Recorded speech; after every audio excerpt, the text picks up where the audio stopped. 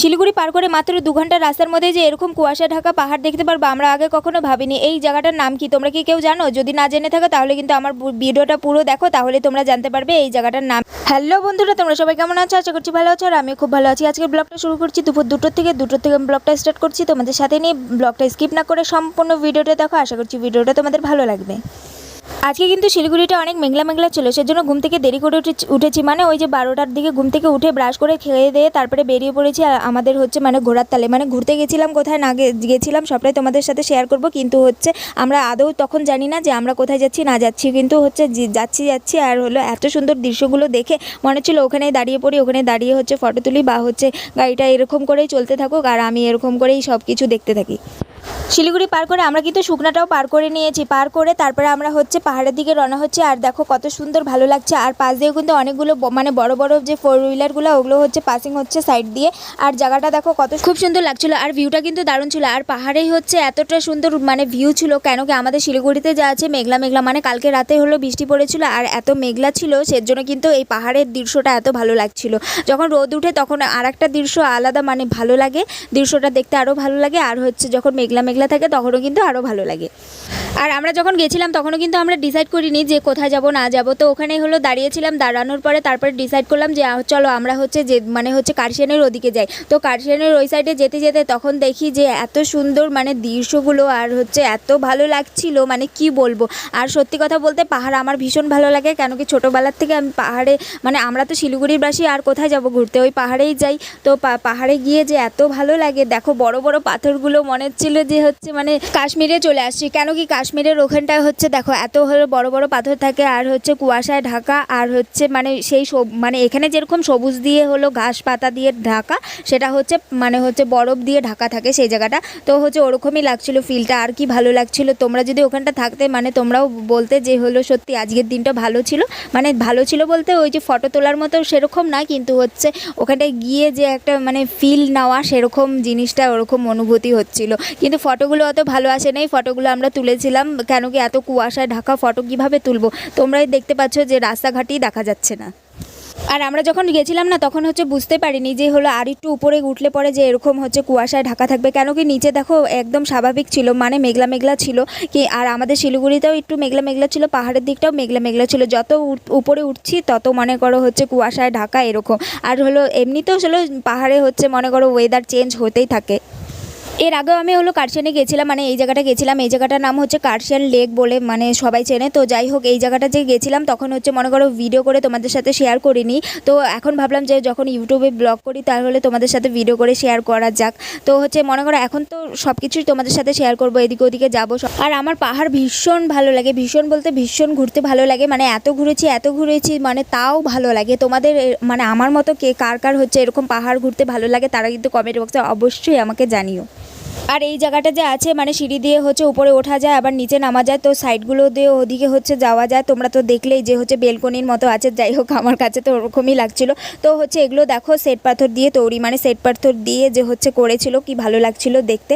আর এই যে এই জায়গাটা দেখো, এই জায়গাটার কথাই আমি বলছিলাম যে বেলকনিটার মতো লাগছিল, কিন্তু এই জায়গাটা কিন্তু ভীষণ ভালো লাগে। যখন হচ্ছে মনে করো আমরা এর আগে গেছিলাম তখন এরকম এত কুয়াশা ছিল না, তখন একটু রোদ ছিল। তো রোদের মধ্যে কিন্তু কি সুন্দর স্পষ্টভাবে দেখা যাচ্ছে নিচের দিকটা খাদ ছিল। তোমরা তো জানোই যে হচ্ছে পাহাড়ে কতটা খাদ থাকে। তো যাই হোক তো ওটাই হচ্ছে ভালো লাগছিল। তার সাইড দিয়ে হচ্ছে রাস্তাঘাট ছিল, রাস্তাগুলোও ভালো লাগছিল।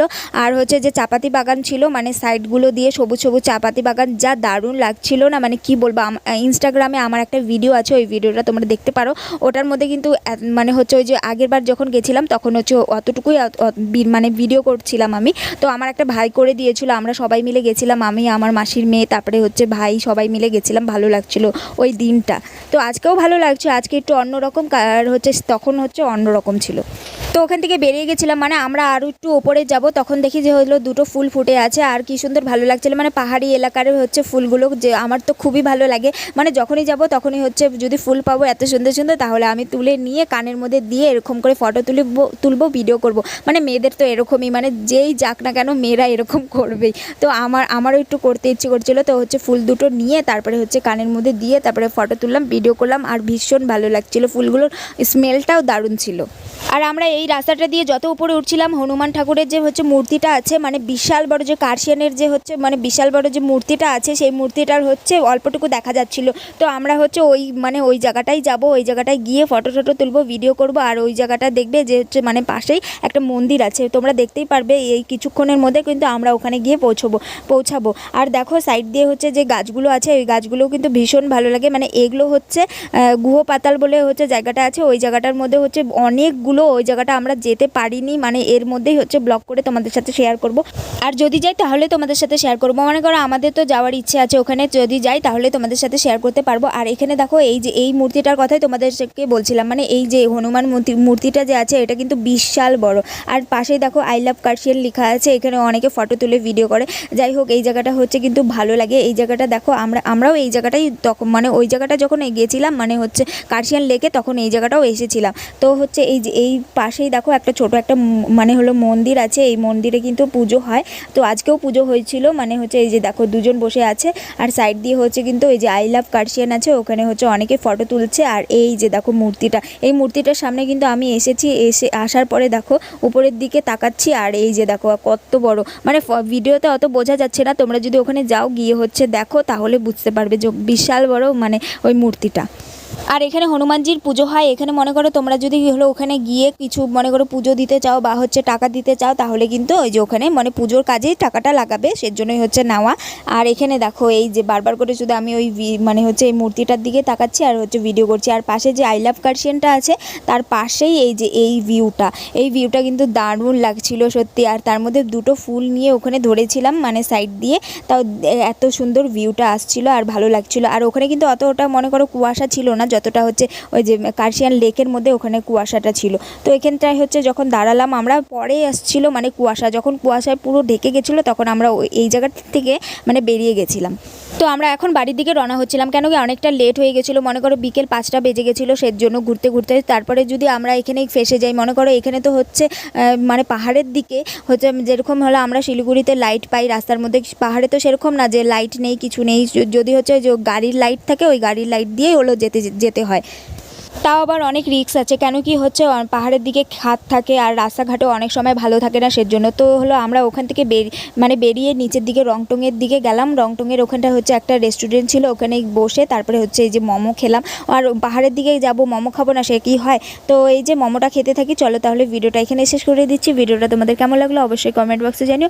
ভিডিওটা ভালো লাগলে লাইক কমেন্ট শেয়ার এবং সাবস্ক্রাইব করে ফেলো। চলো টাটা, দেখা হচ্ছে নেক্সট কোনো ভিডিওতে। সবাই ভালো থেকো এবং সুস্থ থেকো।